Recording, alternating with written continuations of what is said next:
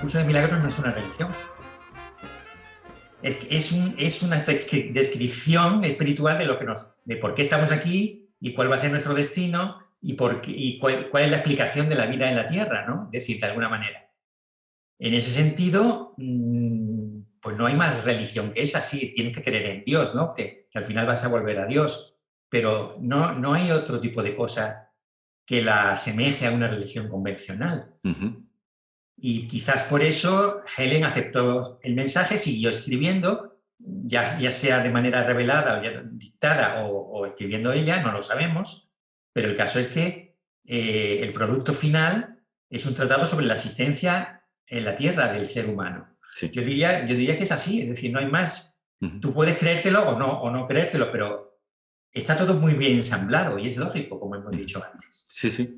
Es decir, que te da muchas pistas sobre por qué podría ser eso la explicación de la existencia de la Tierra, ¿no? Del ser humano. Sí, sí. Evidentemente, quedan muchas lagunas, hay cosas que no sabemos porque son parte de la biografía de Helen y no las vamos a saber ya, supongo, pero el caso es que una atea convencida, una intelectual, una profesora universitaria como ella, con prestigio además, pues se avino al menos a escribir un texto como este. Pues sí. Ya sea con la voz revelada o la voz dictada o no, el caso es que eso lo escribió ella. Lo escribió además mecanografiando, es decir, no, perdón, era una escritura a mano, después lo mecanografiaba. William Thetford, sí, William Thetford, sí.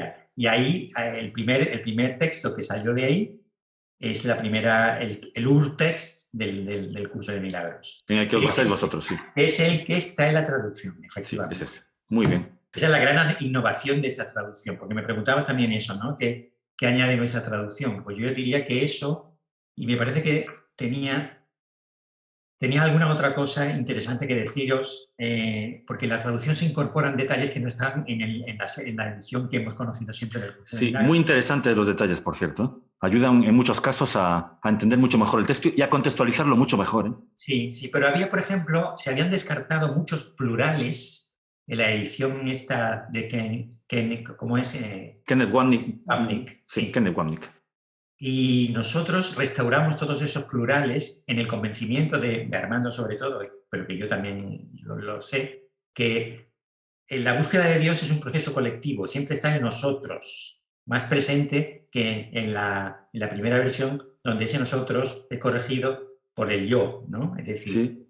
Entonces hay una apelación aquí a lo colectivo, a lo grupal o al prójimo, al otro, que no había en la primera edición. Pues habéis hecho muy bien, porque uno parece que soy un fanático del curso sobre milagros, para nada. De hecho, ni siquiera me he molestado en hacer los ejercicios. Por cierto, como hizo Helen Schucman, que tampoco hizo los ejercicios, con lo cual, pues yo sigo muy bien los pasos de Helen Schucman. Sí. Pero, no, pero eso, que... No te he dicho, perdona, Oscar. Ah, sí, perdón. No te he dicho que Helen tiene un libro de poemas también. Ajá. Que Helen tenía una vena literaria que cultivó también. Todos son poemas, sonetos, algunos de ellos, lo tengo yo en casa, que son referidos a lo que explica el curso, es decir, están muy relacionados con el curso. Y esos no han sido nunca traducidos, que yo sepa, al español. ¿Y tú los has comparado? ¿Has comparado el estilo de ambos libros? Sí. ¿Y ves muchas semejanzas? ¿Parecen del mismo autor? Sí. Porque si Helen escribe un poemario y luego escribe Jesús, un curso sobre milagros, y el estilo es el mismo, de una manera científica, es el mismo autor.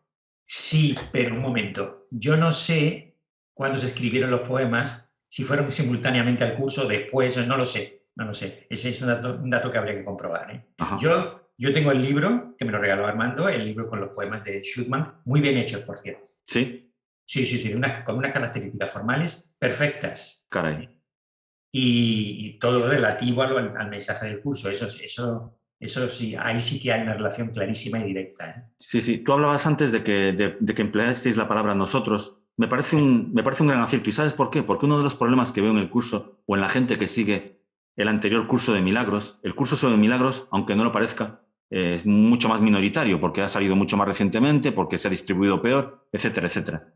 Pero eso, que uno de los problemas que veo en la gente que sigue los ejercicios de este libro es que acaban cayendo en una especie de solipsismo, una especie de nébula interior donde todo lo que hay fuera Pues claro, no existe. Y por lo tanto, lo único real es lo que sucede dentro de mi cabeza.